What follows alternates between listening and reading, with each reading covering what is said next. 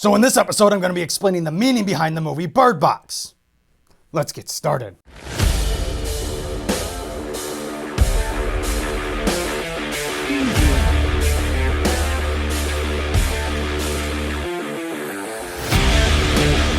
So one thing that I get a shit ton of requests for to do on my channel is to do videos on horror movies. And one thing that I noticed a lot of people not understanding is a movie called Bird Box. So what I did is I went to the community tab and took a poll on whether or not I should do a video explaining the movie Bird Box. And well, the majority of you said yes. Now, if you haven't seen Bird Box, go ahead and hit that pause button, go watch it on Netflix, then come back, press play, and watch this video. Because if you don't, this video will completely ruin the movie for you. Now, I did come up with a surefire way, and yes, I tested it. I tested it against 50 people, and it was 100% accurate. This way will determine on whether or not you actually understood the movie Bird Box or not. It's very simple. What does the title Bird Box mean? A, is it talking about the birds that they keep in a box and serve as some kind of warning system every time the creatures are around? Or B, is it a metaphor for Sandra Bullock's character and her emotions trapped in an internal box, which ends up getting freed at the end? If you chose A, you are completely wrong.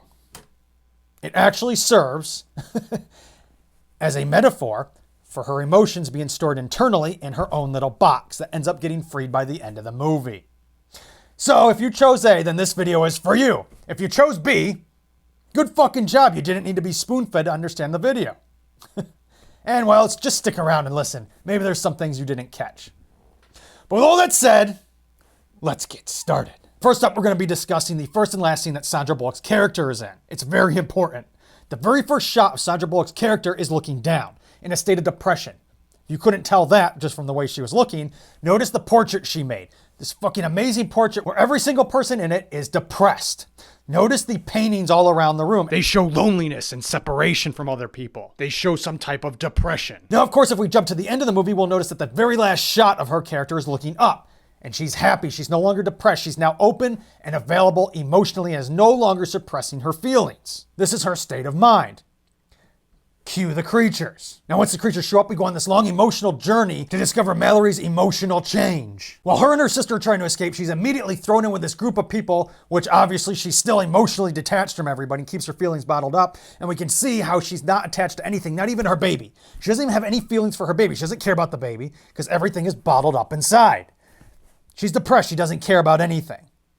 Now move along forward to the river. The river actually serves as a purpose. Yes, the river is pretty important. Actually, the river is more important than the damn creatures. So if you care about the creatures, you shouldn't. You should care more about the river, because that's what this movie's actually about.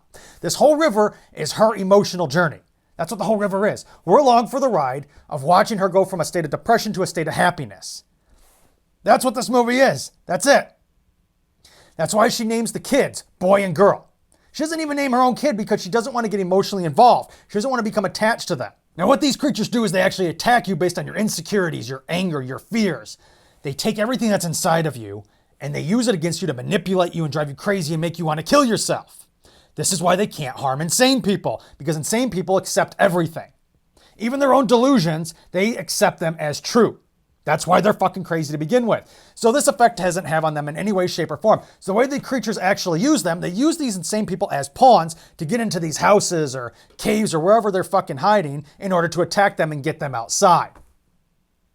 Furthermore, proving the point that this has everything to do with her emotions and nothing to do with the creatures. Because even the creatures are put into this movie to show the transformation of her emotional state from beginning to end. And to even further back these claims, when she has her kid and when she's raising Olympia's kid, she simply names them boy and girl. Doesn't even give them names because she will not get involved with them emotionally. She completely separates herself from them. This way, if anything happens to them, if they die, she doesn't have to feel sad or sorrow.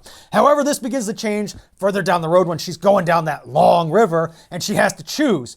You know, where she's trying to actually say, I'm not going to have my son die.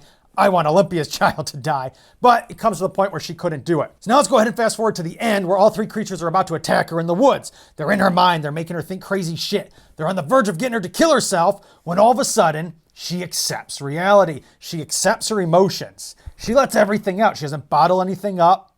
She lets go of all her insecurities, all her anger, everything that torments her. And all of a sudden, They're gone. The voices are gone. She no longer has anything left bottled up inside of her for the creatures to use as a weapon against her. In case you missed this because you were too focused on the creatures and hoping to see the creatures, that's the reason why those creatures left. She no longer heard them because she accepted everything. She no longer had hatred or anything else within her.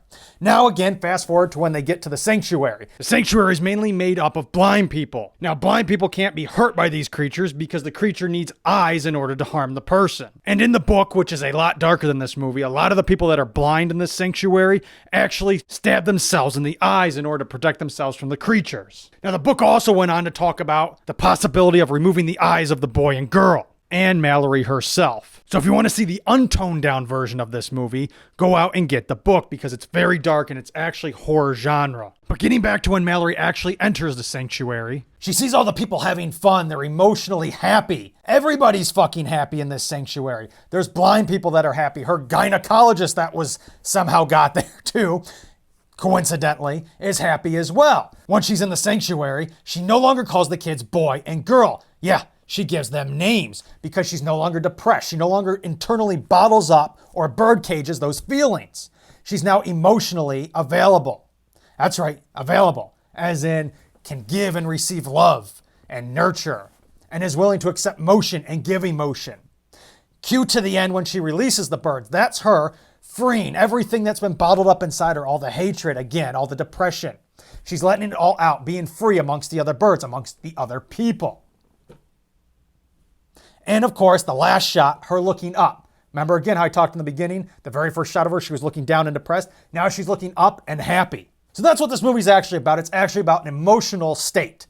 That's what the whole plot is. It's not about the creatures. That's why we don't see the creatures. And when they do show those few photos of the creatures, there's like 50 of them. They all look different. I don't even think those are actually pictures or drawings of the creatures themselves, but whether or not what the crazy person envisions them to be. That's why they're all different looking. And when she frees the birds in the end, again, that's a metaphor for her feelings being suppressed in her body. She's opening up her internal bird cage and letting all the hatred and love out. She's no longer bottling it up or suppressing her emotions. She's now can emotionally connect with others. That's why she gave the boy and girl names. Again, this is why she then connected with her gynecologist. This is why she looks up in the final shot in happiness compared to her first scene where she was looking down in depression. So again, for the final time, if you're looking for more information about where these creatures came from or what they look like, you didn't understand the movie. The movie is not about the creatures. It's about following a character's journey in their emotional state from depression or bird caged up emotions, taking those emotions, putting them in an internal bird cage, suppressing them to the end where she's happy and free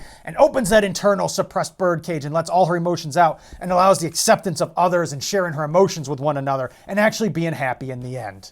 Let me know your thoughts are down in the comment section below. And don't forget to hit that subscribe button, hit that notification box. If you don't, you won't find kick-ass shit such as this. And be sure to give this video a big thumbs up because 200 likes on this video will get you another video regarding another horror movie on this channel, whether it be a review or a discussion on another horror movie. I don't know, that's up to you, but if you guys want to branch out of horror games and go into horror movies, I'm going to have to see those likes. It's going to be up to you all.